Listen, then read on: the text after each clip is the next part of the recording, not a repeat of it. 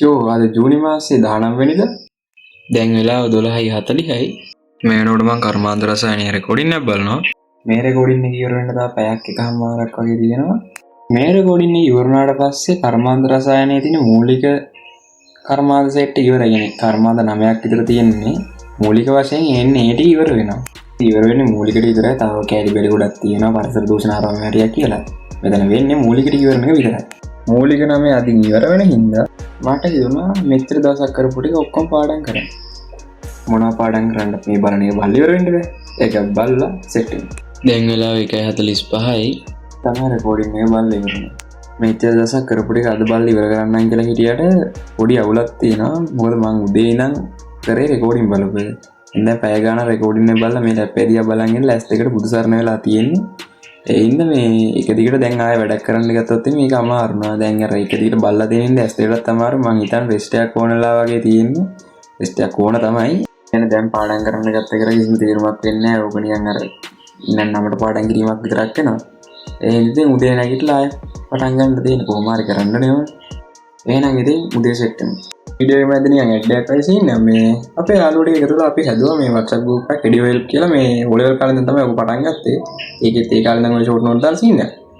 දැනුත් ඒක යනවා. ඒකෙත් තාමත් ඔය කෙමිස්ට්‍රි ෆිසික්ස් අරම ෂෝට් නෝට් දානවා. කැමති කෙනෙක් ඉන්නවා නම් ජොයින් වෙන්න ඒක මින්න. අතලට අපි කරන එක ඉතින් ප්‍රයෝජනයක් තියෙනවා. ප්‍රයෝජනයක් නම් තියෙනවා අනිවාර්යෙන්. කැමති කෙනෙක් ඉන්නවා නම් ජොයින් වෙන්න. ඒ ඩිස්ක්‍රිප්ෂන් එකේ link එක දාලා තියෙනවා. 6 hours later. වෙලාව 12:00යි. උදේ නැගිටලා රෙකෝඩින් එක බලලා දැන් තමයි කර්මාන්ත වැඩේ පටන් ගන්න යන්නේ. සාම්ප්‍රදායික විදිහට කරන්න ඕනේ ටික මුලින්ම ලියාගත්තා. දැන් තියෙන්නේ ඒක පටන් ගන්න තමයි.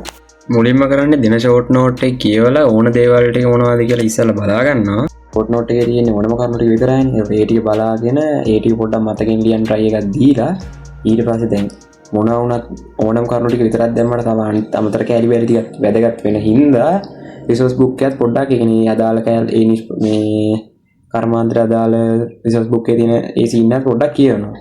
මොකක් හරි පාඩමක් බලලා ඒකේ කරපු ටික මතකෙන් ලියන්න හදනවා කියන එක ඒක පට්ට වාසියක්.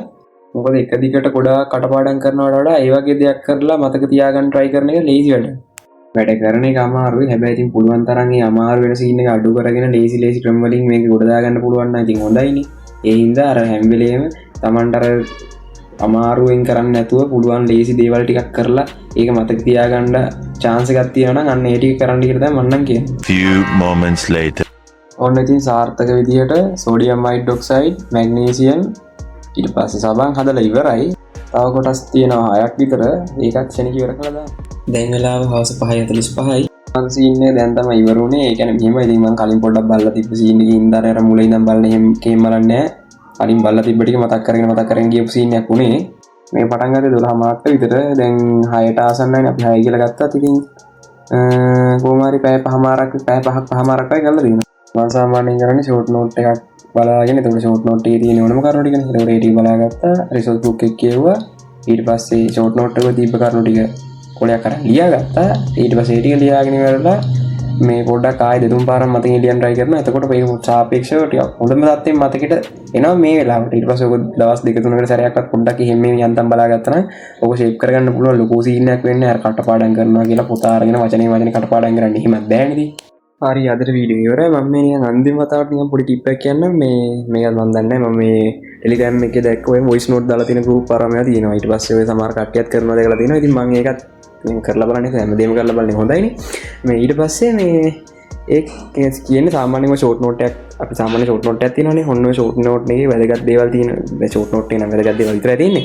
ඉතින් එන්නේ ඒ ටික පුළුවන් නම් අපිට පුළුවන් නම් වොයිස් එකක් රෙකෝඩ් කරලා ඒක තියාගෙන ඉන්න. අපිට ඕන වෙලාවට නිකන් ඔය අමතක වෙනවා වගේ සීන් එකක් තියෙනවා නම් අරම වෙලා දෙන්න අහන්න තියෙන්නේ.